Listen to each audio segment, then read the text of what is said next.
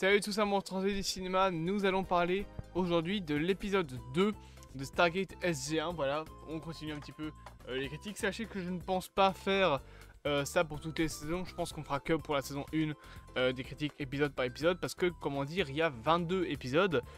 Je pense qu'au bout d'un moment, voilà, critiquer 22 épisodes x 10, parce qu'il y a 10 saisons, ça fait donc 204 épisodes au total de Stargate SG1. Je pense que ça va peut-être faire un peu beaucoup. Donc on fera peut-être un ou deux épisodes, voilà, on fera peut-être les premiers, mais on va pas commencer à faire tous les épisodes, voilà, sinon ça va être un peu long, je pense. Donc un nouvel épisode de la série qui fait suite à le second épisode, où on va commencer à créer un petit peu tout ce qui se passe autour avec le SGC, etc. On va commencer aussi à intégrer le concept d'équipe, donc avec SG1, SG2, parce que la série elle s'appelle Stargate SG1, mais c'est parce que Stargate SG1 c'est l'équipe SG1. Les SG en fait il y en a je pense 10, t'as SG3, 4, 5, 6, d'ailleurs dans un épisode par la suite on voit SG6 qui revient de mission, ce qui fait que Général Hammond, donc le personnage joué par Don S. Davis, il doit avoir quand même un boulot de monstre en termes d'emploi du temps, pour savoir quelle équipe est où, à quel moment. Je veux pas savoir en termes de technologie et d'électricité combien ça va leur coûter pour maintenir la porte aussi longtemps ouverte. Parce que du coup, ils envoient quand même 10 équipes par jour sur des missions avec des débriefings, etc. Où Hammond fait toujours partie de ces débriefings. Donc putain, le mec il a du taf. Voilà, c'est un petit peu l'idée de cet épisode. Et on va avoir tout doucement un petit personnage qui va commencer à avoir des problèmes. C'est le fameux personnage de Kowalski, voilà, qui est donc un personnage présent depuis quand même le début de Stargate, parce qu'il était présent dans le film. Oui, c'est un des seuls personnages du film, enfin c'est pas un des seuls personnages, mais c'est un des personnages du film qui est revenu dans la série. Donc dans le film tu as Fernetti, Kowalski, O'Neill et j'ai oublié son nom, Jackson, qui sont présents. Et qui vont revenir par la suite dans le film. Fernetti on le voit pas vraiment, je pense que d'ailleurs il est mort même. Et Kowalski revient donc dans ce second épisode. On a aussi un petit peu plus d'explications sur voilà, le lore de Stargate, avec du coup les Goa'uld qui sont présents, avec Teal'c qui va être interrogé concernant sa race, etc. Pourquoi est-ce qu'il s'est rébellé contre les faux dieux, etc. Pourquoi est-ce qu'il a cru O'Neill alors qu'il n'a pas cru d'autres personnes. Et aussi on va avoir des nouveaux trucs comme par exemple l'Iris.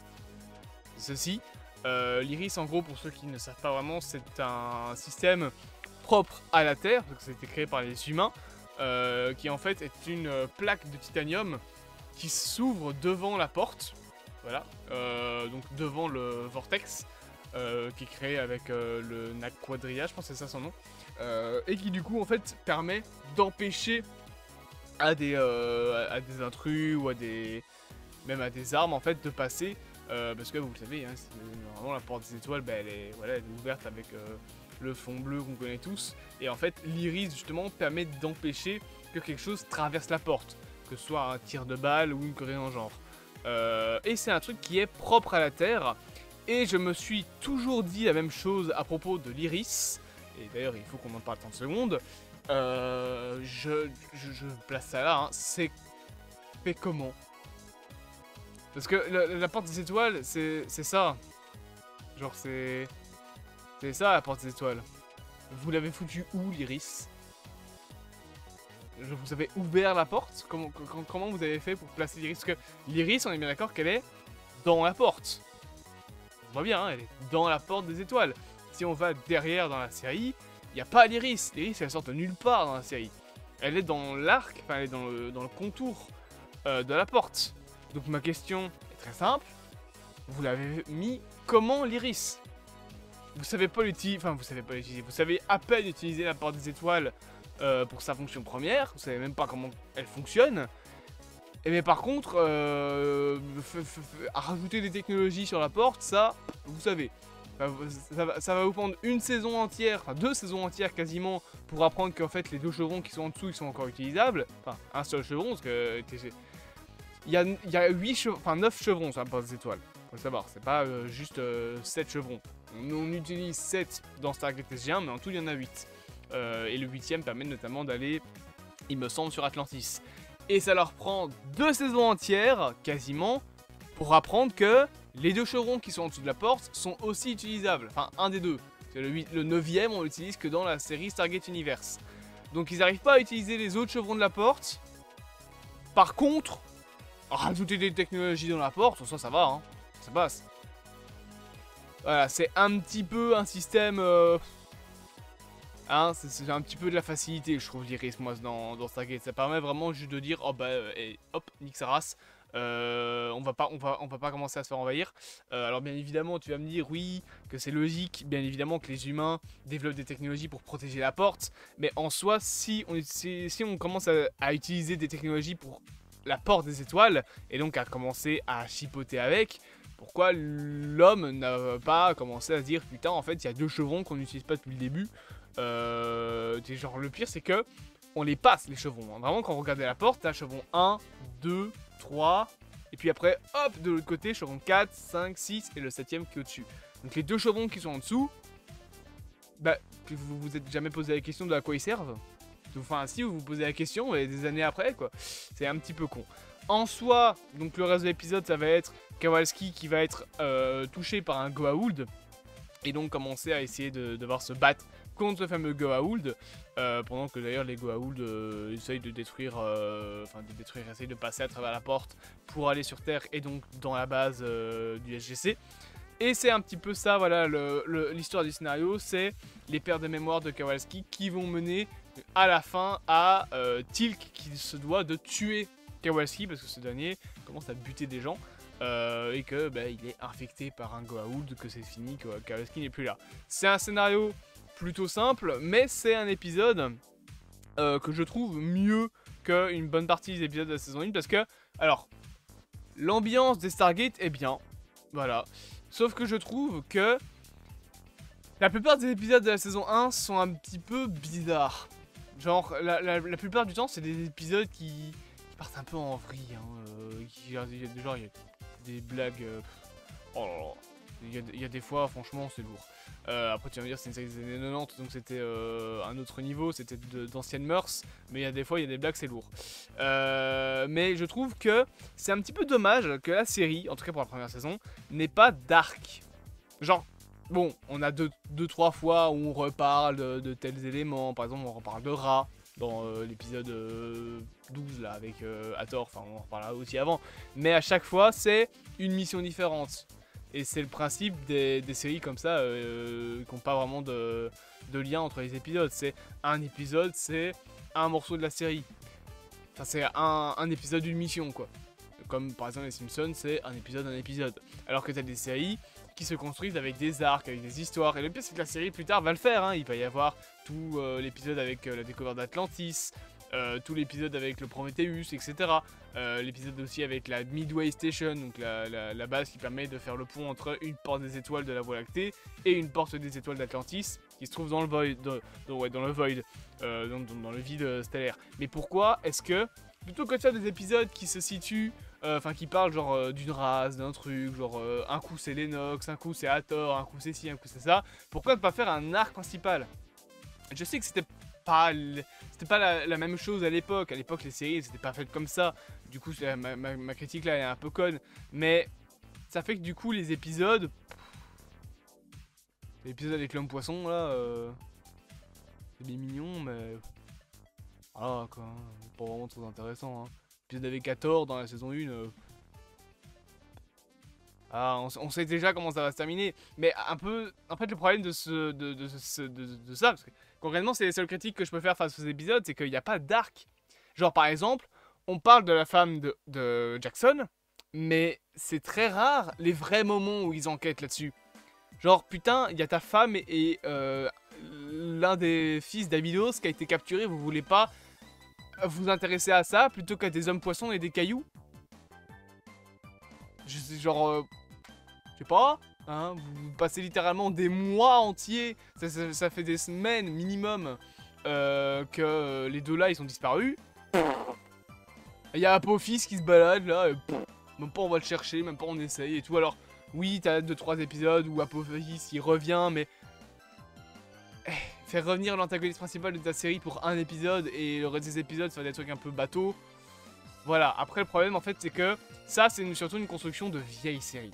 Les vieilles séries c'est comme ça, parce qu'en fait, faut savoir qu'une série est financée, pardon j'ai tapé dans mon micro, par la syndicalisation.